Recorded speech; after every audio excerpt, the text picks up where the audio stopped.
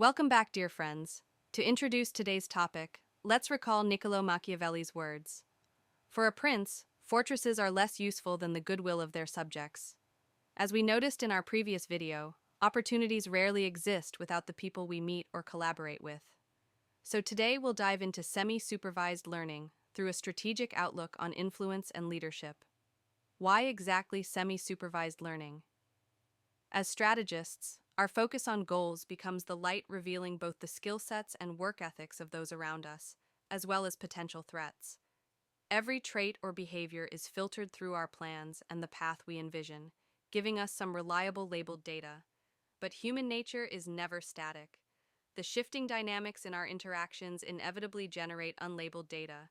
This blend is what machine learning interprets as semi-supervised learning. Supervised learning. Goal and skill set. Alignment.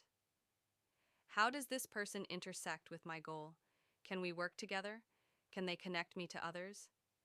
In ML terms, this is a question of feature importance, filtering for the most relevant inputs. Two tools guide this process. Correlation highlights features that reinforce each other. Sun Tzu taught that a commander's calm mind instills confidence in the troops. Likewise, your overall attitude shapes the impact of your communication. Mutual information signals when new data demands a strategy shift. Robert Greene reminds us of the influence created through surprise, only possible once we've gathered enough information. A leader's intuition identifies the right people for each stage of a plan. In ML, balancing values requires data scaling, which can be achieved through two methods. Normalization, min-max scaler, compresses values into a 0 to 1 range, helping us weigh the skills or individuals needed for a task based on their impact. Standardization, standard scaler, recenters values around the mean, capturing the broader influence of cultivating liaisons over the long term.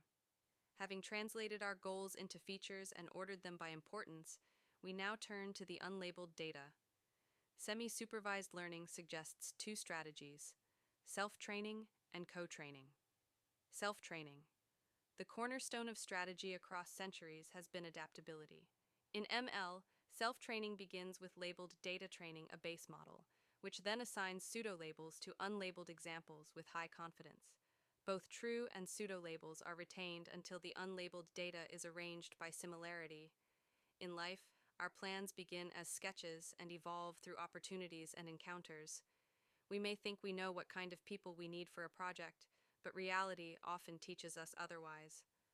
The self-training classifier includes an estimator to predict labels, max iterations or the number of training rounds, thresholds for probability scores, and a fit method to assign pseudo-labels. Sun Tzu and Niccolo Machiavelli's lessons on gaining loyalty are the best example for self-training. When forming our team, we start with Sun Tzu's list of what traits a leader should possess: wisdom, sincerity, benevolence, courage, and strictness. That's our labeled data. Strategy also demands self-discipline from developing unnecessary expectations. Machiavelli's cynical remark on how men are ungrateful, fickle, and deceitful, thus we should rule with that knowledge, is the perfect illustration of pseudo-labels through its extreme formulation.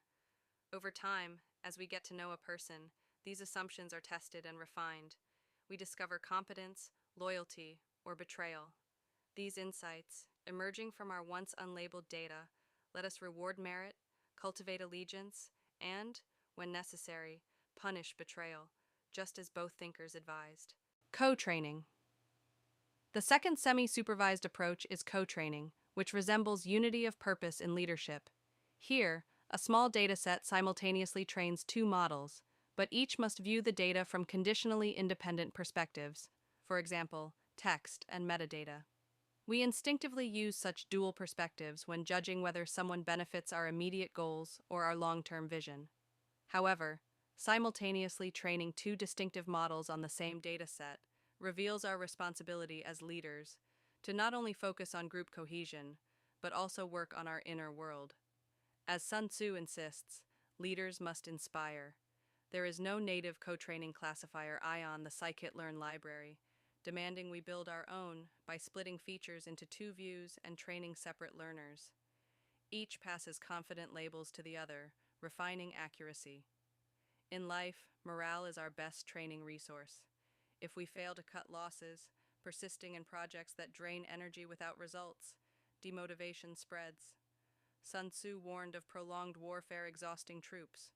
The same is true of drawn-out, unfruitful ventures. And what if we're still at the investment pitch stage, without a team yet? Here, co-training aligns with Robert Greene's first law of power. Never outshine the master. Study the person you want to persuade, learn their path and talents. This dual perspective, your vision and their ego, helps you frame an offer that advances your strategy without threatening theirs.